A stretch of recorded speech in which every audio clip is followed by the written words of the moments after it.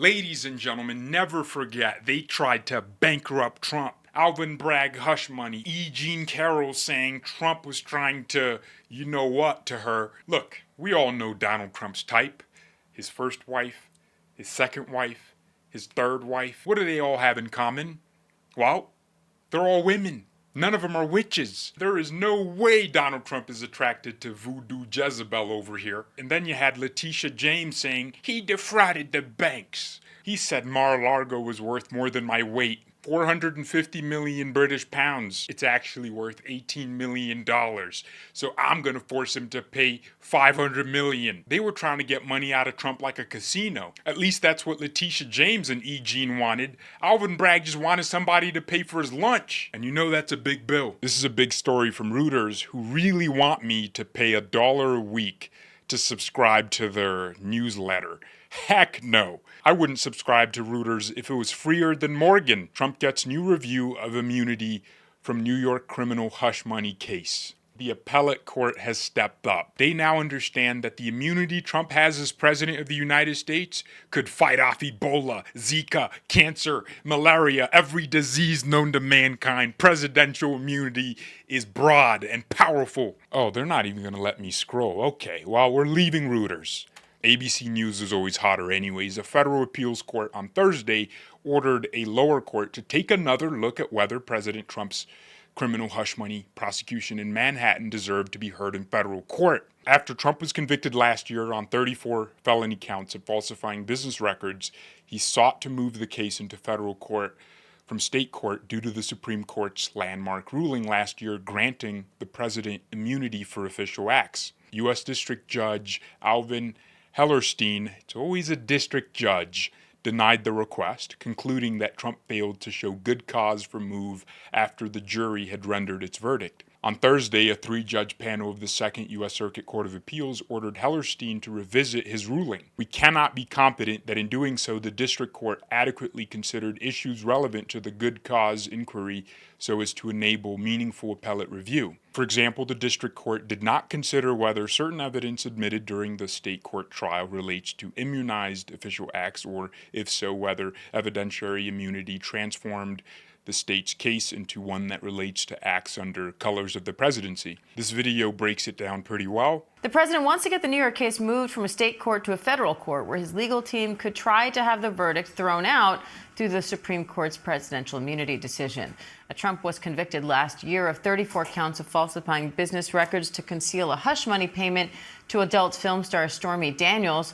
Kim, they've tried to move this case to federal court before, but were not successful. So what's different this time? Well, this is now on appeal to the Second Circuit. So the district court judge, the federal judge said, no, you cannot move this from state court to federal court. And they're now at the higher level court making the argument that the immunity decision last summer converted this state court prosecution into something that's sufficiently federal that a federal judge should now look at it and basically toss it out, because some of the evidence, according to Trump's lawyers, is now protected by the Supreme Court's immunity decision and should not have been before the jury. There were some witnesses, Hope Hicks, there were some postings on his social media that happened.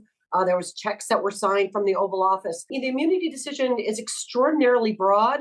There aren't many limitations on it. So this could either extend it even beyond just while someone is a sitting president to private acts that took place before he was president, or it could, maybe the Supreme Court would hear something like this and narrow and pull back on the scope of that ruling now that we're seeing so much extraordinary power being exercised by this particular president, I think, in the wake of that really landmark decision. She made a very important point. The prosecutors used evidence of when Trump was president and brought people like Hope Hicks to testify. They essentially put themselves in this mess. Well, to start, the case should have never happened. It was a misdemeanor upgraded to a felony, and if there was a venue to prosecute it, it would have been the federal courts. Because ultimately, what they alleged with the hush money case was that it interfered with the 2016 election. And that was a federal election, not a statewide election in New York City. Certainly there were votes in New York, but it affected the whole country. So the proper venue to deal with the case would have been in the federal courts. But no, Alvin Bragg just wanted something to stick on the Teflon Don. Well, he failed, because the appellate court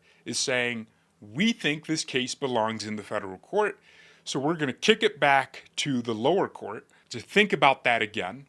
And when that decision is eventually made that this is indeed a federal case, it will go before a federal judge where the Trump team will file a motion to dismiss the charges altogether. And the federal courts will have no choice but to dismiss it, whether they like it or not, because it should have never been a felony to begin with. It should have always been a misdemeanor, if it was even a crime. And if that federal district judge is corrupt and they rule incorrectly, then that will be appealed to the Second Circuit Court that just made this ruling to kick it to the federal courts. And if the Second Circuit is corrupt for whatever reason, then that goes to the Supreme Court. And I think they'd like to have a say because it's their immunity ruling that's fueling this appeal. We can't ever forget that this is what they dragged Trump through. We can make all the jokes we want about the case, and I'm happy to do so. But if Donald Trump wasn't a billionaire with nearly unlimited resources, huge name recognition, his own social media site to defend himself against the attacks,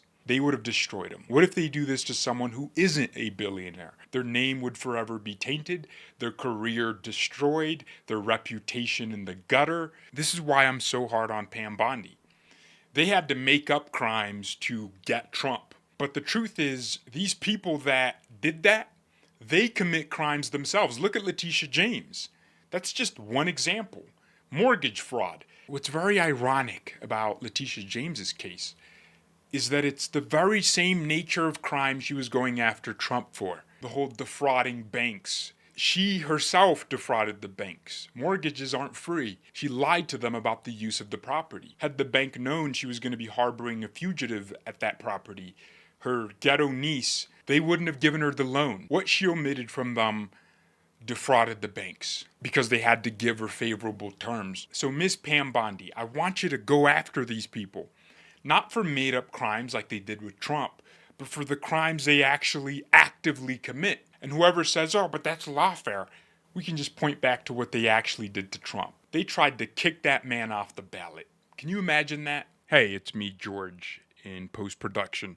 Can somebody at the DOJ explain to me why they're not going after Fani Willis? That woman took federal money and spent federal money going after the former president of the United States. She also used that federal money to pay her boyfriend. I don't claim to be an expert in everything legal, but that sounds like defrauding the federal government. If the federal government won't go after them, why isn't there pressure on Chris Carr, the Attorney General of Georgia, to go after Fani? She's so corrupt that her office has been kicked off of multiple cases, including the Trump trial. We need more conviction from the DOJ to correct the injustices that have been going on in this country for a long time. Thanks for watching. Goodbye.